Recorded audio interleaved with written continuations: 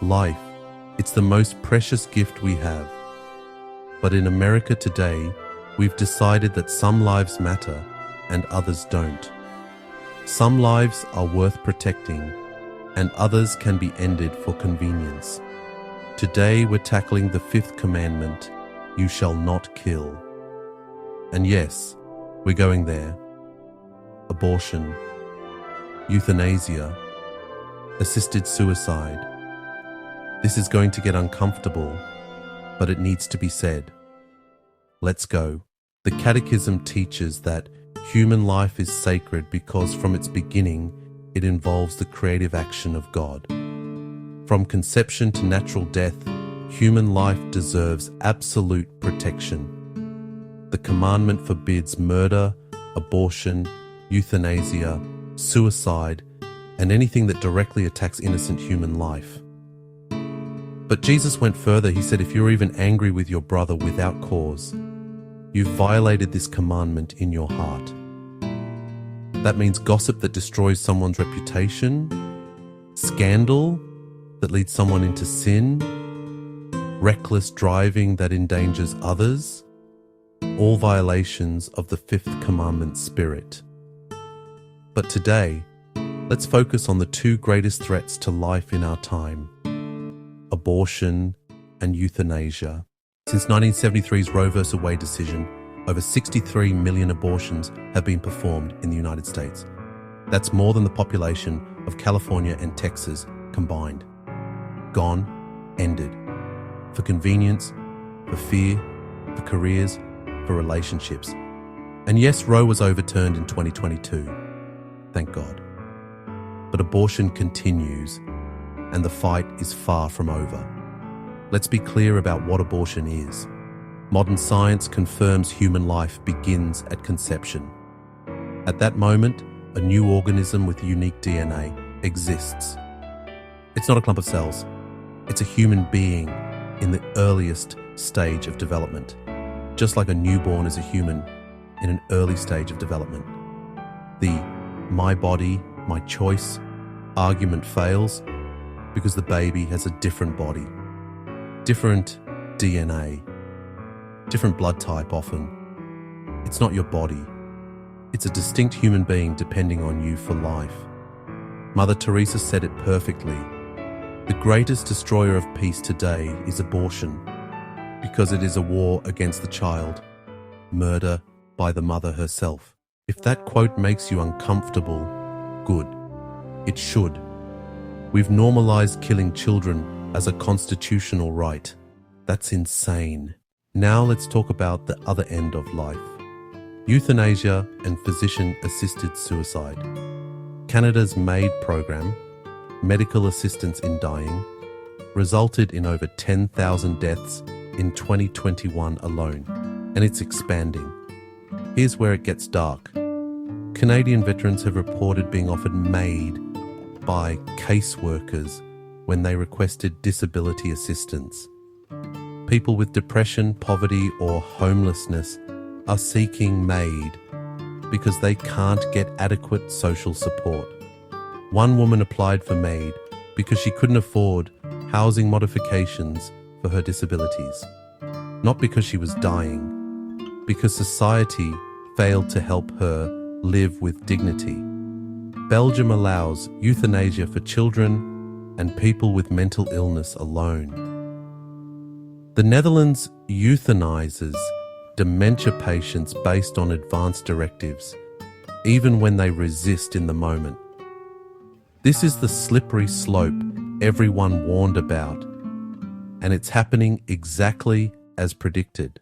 The Catholic response: we neither hasten death nor artificially prolong it. We provide comfort care, pain management, and spiritual support. We affirm that suffering has meaning and that every moment of life has dignity. Is that harder? Yes. But we don't get to play God just because something's difficult.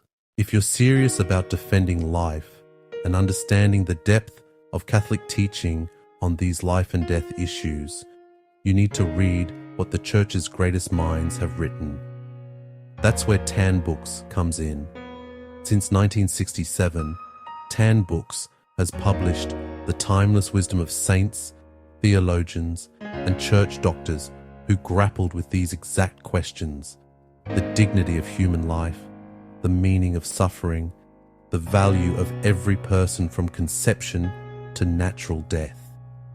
Check out The Secret of the Rosary by St. Louis de Montfort.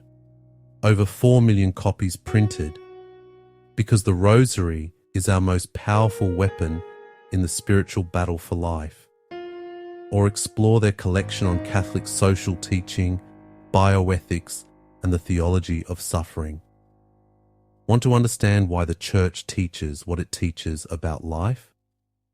Tan publishes works by St. Thomas Aquinas, St. John Paul II's Evangelium Vitae, the Gospel of Life, and other authoritative resources that will equip you to defend life with clarity and conviction.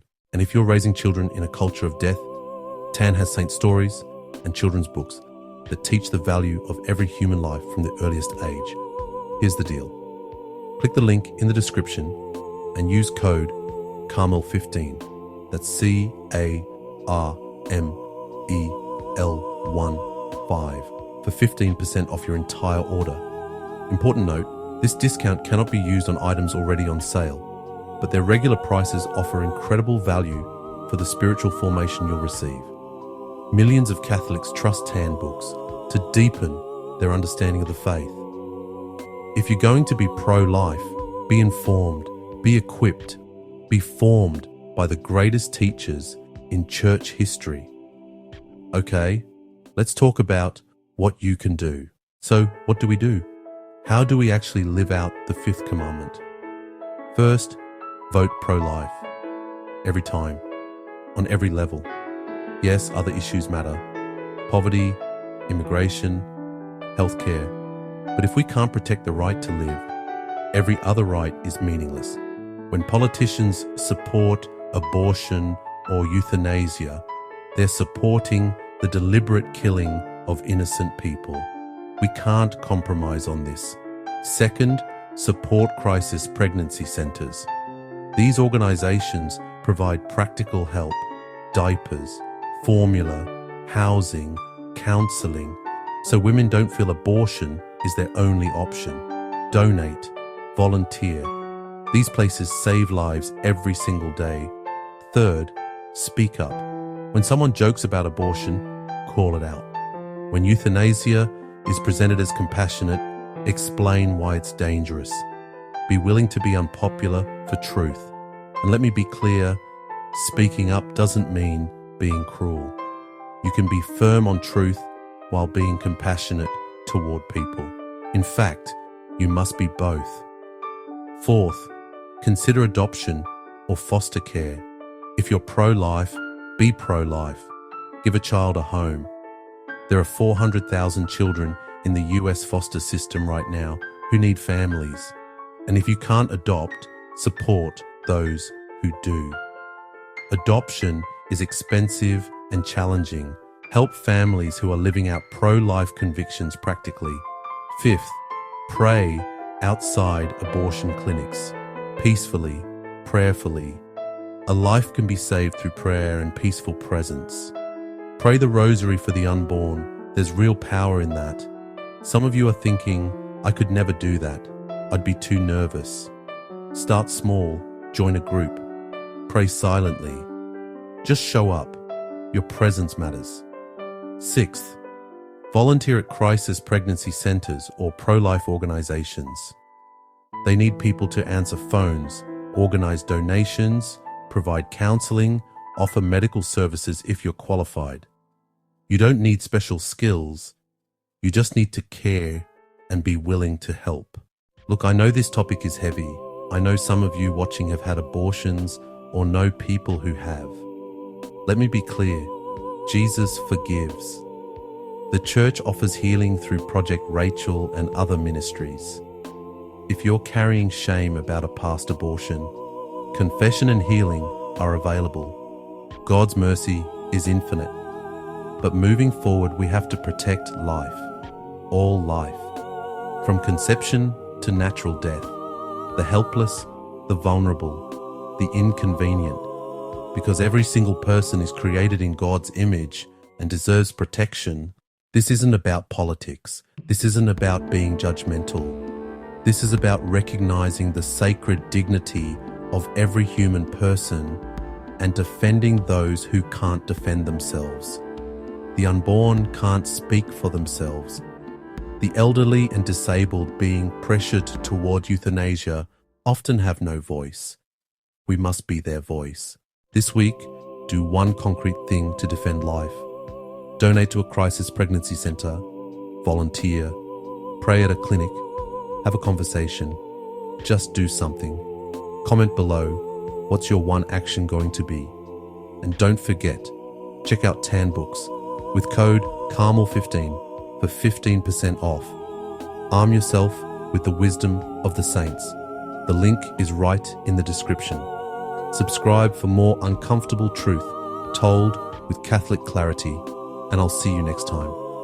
God bless you, and remember, every life matters, from the tiniest embryo to the elderly person suffering in a hospital bed.